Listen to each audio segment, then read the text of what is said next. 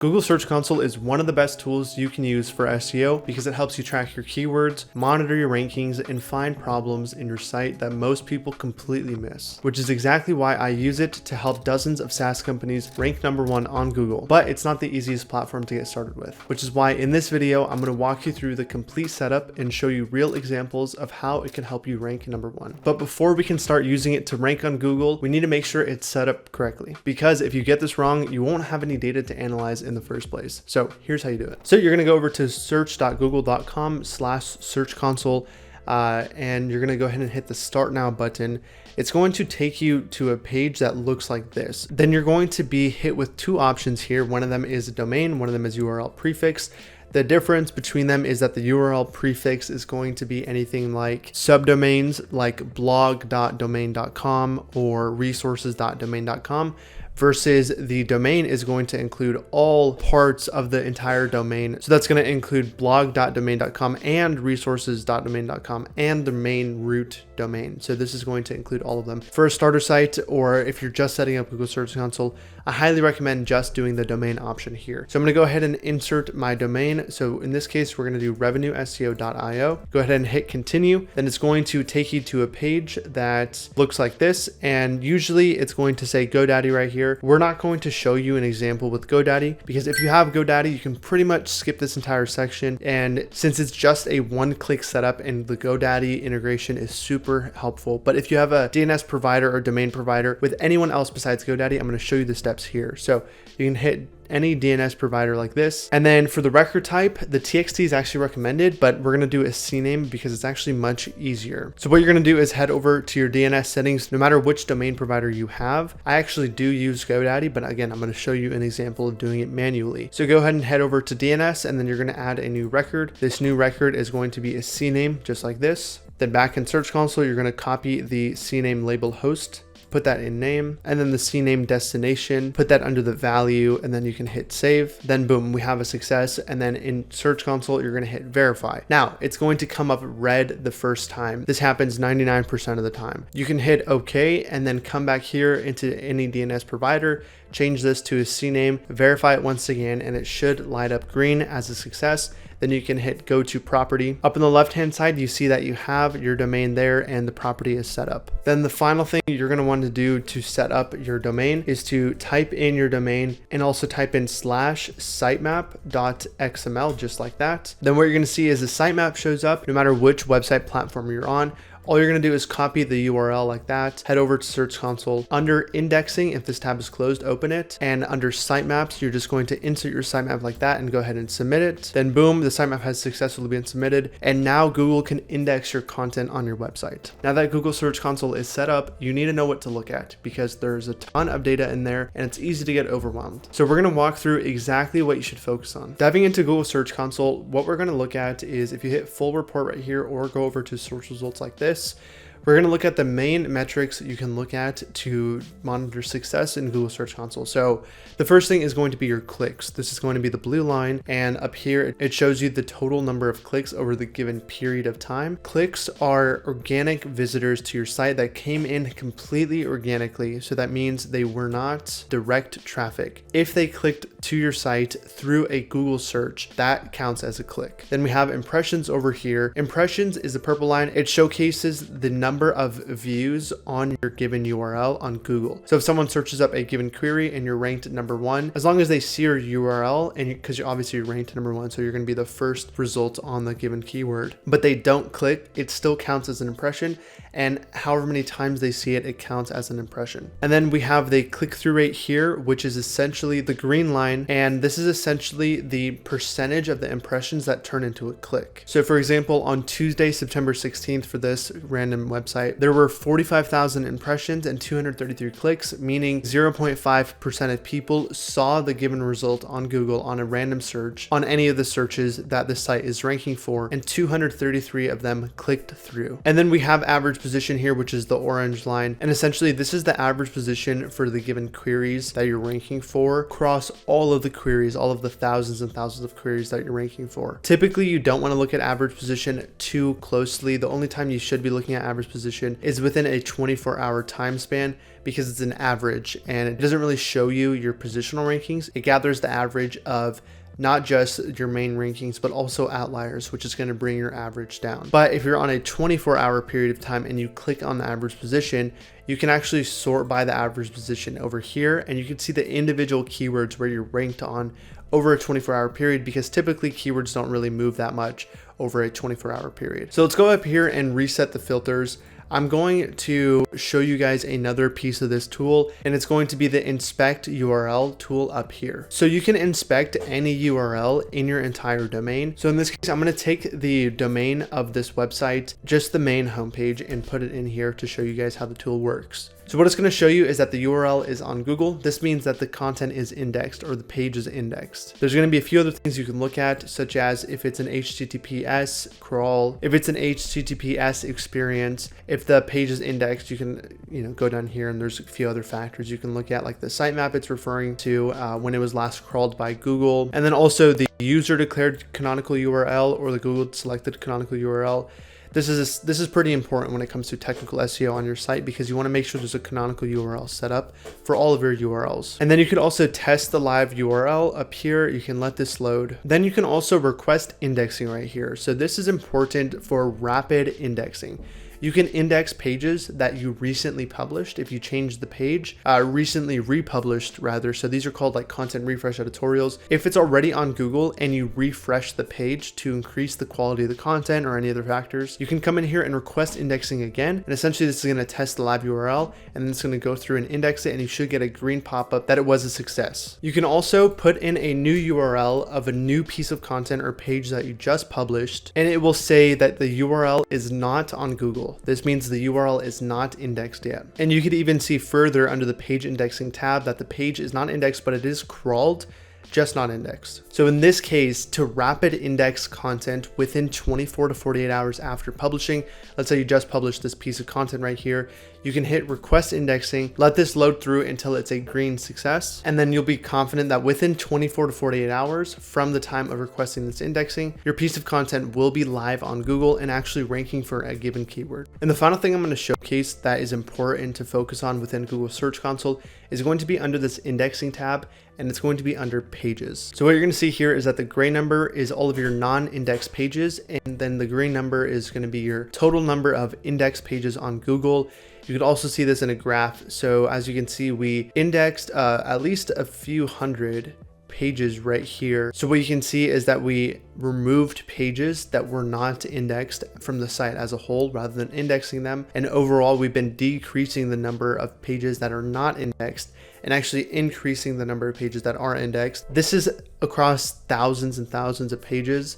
So for your site, it might be a little bit different. If you're just setting up Google Search Console, it's going to be a lot smaller of a case. If you scroll down, this is where it gets important. So you're going to have a few different technical errors or notices on your site. So some are errors. Errors are negative impact on your site. Notices don't have to be negative. They could be negative, but they're mostly just something that you should look at and something you can optimize. And basically you can think about it as opportunities to increase the quality of your site. So for example, page with redirect is a notice, but it could be negative or it could be a positive thing. Sometimes we like to set up redirects depending on the situation, but sometimes redirects can actually harm us from a technical SEO perspective. But under Search Console, you can see all of the pages with redirects. In this case, there's 3,600. And then there's a bunch of other errors and notices like 404 pages, pages blocked by the robots.txt file. For example, this is a notice that could be, and most likely is positive, because blocking something with a robots.txt is most of the time a manual thing. So that means we went in and blocked 200 pages on purpose to actually benefit the quality of our site. So we're going to ignore all of these, and the main one we're going to look at is going to be crawled, currently not indexed, and discovered, currently not indexed. So these both are going to be sets of pages where there's a potential for a page to be indexed, but it's not indexed. And most of the time it's going to be due to low quality content, or it just never got indexed in the first place. And we always want to clean that up. We want to consistently clean that up. So we'll start with crawled, currently not indexed. There's 512 of these pages. As you can see, we used to have a lot more, but we indexed a ton of pages, and now we are slowly over time indexing these types of pages. So you guys are unable to see the URLs here, but essentially I recommend exporting this to a Google Sheet. It's a lot easier to sort through and kind of look through all the pages. You want to go to things like blog content, resources, and other types of categories of pages, and probably bulk index them, or at least go through the content and depublish anything that is low quality that's not getting indexed by Google, and index anything that is high quality. You'll most likely see, if you have a ton of pages in here that are not indexed, a lot of them are going to be pages with technical errors or pages that you just don't want to be indexed and you don't even want to be published. So this is a great way of noticing those pages and seeing those opportunities to increase the overall quality of your site and actually depublish those or remove them from your sitemap. Now at this point, you know how to set up Google Search Console and you know what all of the important data means. But the problem most people run into is having the time to monitor everything, because ranking number 1 requires constant testing, content optimization, and technical fixes. So if you want to rank higher on Google, Bing, and AI search engines, you can book a call below. We've helped dozens of SaaS companies rank number 1 on all search engines and book more qualified SaaS demos, and we'll see if we can help you do the same. But either way, now that you understand what all of this data means, you need to start monitoring it regularly. And one of the most important things you can do is regularly check for anomalies. Now, an anomaly is anything that just looks off in your data. So this can be a sudden drop in impressions, a page losing its rankings, or click-through rate tanking overnight. Now, your position on Google is constantly changing due to algorithm updates, competitors, and technical issues. So when it drops, you need to know about it immediately. Otherwise, you can lose your number 1 spot without even knowing it. So here's exactly what to look out for. So we'll start by heading into the full report tab, or once again, search results tab, and we're going to do some filtering and sorting. So we're going to open the pages tab. We're going to go over to more right here. We're going to hit compare, and we're going to compare the last 28 days to the previous period, and then go ahead and hit apply. Now what this is going to show us is our results over the last 28 days versus the 28 days prior to the last 28 days. So for example, in this case, we've increased in total clicks, slightly decreased in impressions, increased in our average click-through rate, and overall have a higher average position across the board. So coming down here under the pages tab, what you're going to do is look for anomalies through impressions differences and clicks differences. So the easiest one is sorting by impressions difference. So go ahead and hit impressions difference once and then twice. And what you're going to see is declining impressions. So essentially the previous 28 days versus the last 28 days, the most recent 28 days, you've lost 10,000 impressions in this example. So this is a great example of an anomaly, because what you can see is across these pages, you're losing 6,000-ish impressions every single time. But for this top one, we lost 10,000 impressions. We also lost 10 clicks compared to a lot smaller amount of clicks. This is a perfect example of an anomaly. Now, what you're going to do is probably open up this page, see what it's about. In this case, you guys can't see it. So in this case, this is a blog about the best social media analytics tools. So we're most likely going to go in and rewrite this entire blog and republish it and re-index it, doing what's called a content refresh editorial. And that's because we lost a lot of positional rankings on this, which is what caused the 10,000 impression loss. Another thing you can do is look for impression gains. So if you were to hit impressions difference one more time, you can see that, for example, this top blog, we increased by 29,000 impressions.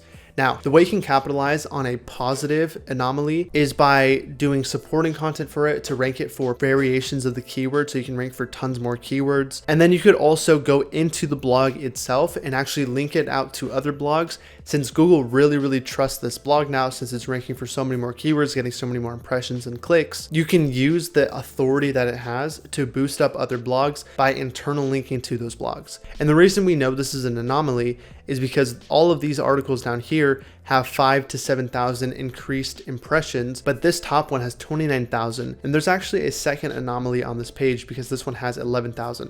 These are much different than the rest of their peers. So in this case, we can do similar things. We can look into how we can capitalize on it by actually ranking for more keywords. Another example with this second one right here, we're still getting a very low click-through rate, almost nothing, right? So on this 18,000 impressions over the last 28 days, we only got 1 click. That's nearly a 0% click-through rate, right? So what that means is we're getting tons of impressions for keywords where we're ranked, number 8, number 9, or even page 2, meaning there's a lot of room for us to grow from those positions to the top 3. So we might actually go into this and look at what's in the top 7 or 8 or 9 results that you're not ranking in, figure out the gap between what they have in that content versus what's in our content, and then we can actually go in and add content to our blog or our piece of content. And then what we would do is republish it with that added content that we found in the content gap, and then go ahead and re-index it. And then hopefully Google will see that once it's re-indexed in 24 to 48 hours, and they'll see that we put an effort to answer questions or talk about pieces of content that we didn't before that our peers are talking about. So then in that situation, what we typically see is we move from position 8 or 9 up to the top 3. And then these impressions increase slightly, but not as much as the clicks increase, which would make our click-through rate increase as a whole. Now, catching changes in your rankings can literally save you from losing your #1 spot. But what if you're not ranking #1 yet? Well, that's where opportunity mining comes in. Instead of chasing brand new keyword opportunities, you're going to look at what you're already close to ranking #1 for, because sometimes all you need is a few tweaks to get to the #1 spot. So it's an easier way to rank higher and get more traffic, and here's how you do it. So I kind of already went through this with this previous example. That was opportunity mining, but I'm going to go more in depth into opportunity mining. So let's go ahead and reset our filters up here. So go ahead and set your time period to 28 days instead of 3 months, which is the default. And then you can come down here to the queries tab and then go ahead and turn on average position up here. So this orange line pops up, and then you're going to hit the filter tab right here and then go to position and then filter by anything smaller than position 10. So we want to look at our positions from 1 through 10. And then you could head over to the pages tab like this, and then you're going to sort by impressions. Now, what we're looking for is really low click-through rates. So you can even turn on your click-through rate tab up here. In this case, we have 0.1 to 0.3 click-through rates all across the board. So we're going to kind of do this more manually. What we're looking for is extremely high impression counts and extremely low click counts relatively. So in this case, we're seeing a little bit of an anomaly here. We have 59 clicks, but the second highest amount of impressions. For example, this blog down here has even less than half of the impressions, but double the clicks, right? So this is an example of an opportunity where we can increase our ranking on this given keyword because we have an average position of 6. And we want to get this average position even higher and get top 3 on some of the top keywords. So this is where we'll run a content gap, and this is a great opportunity to increase a ranking instead of targeting a brand new keyword. The way you would run the content gap is by pulling up the keyword that you want to rank for, and let's say you're ranked at number 7 or 8. You're going to scrape all of the data. You're going to analyze all of the pieces of content that are ranking above you. Now, there are several ways how you can analyze the data. You can use AI, for example, and copy and paste everything into an AI chatbot and then have it analyze it for you, and you kind of showcase what you're missing from your piece of content versus all of their pieces of content. There's also tools like surferseo.com that I would recommend, and which is a tool that we use internally to figure out what is being said in the top pieces of content and not in our piece of content. And you can also do it manually by just looking at all of the top subjects and the top headers that are being used in the pieces of content that are above you, and then figuring out what you're not talking about that Google does want you to talk about, and you would just look for patterns across the top pages. Then once you analyze what you're missing in your content, you're going to go ahead and add it to your content,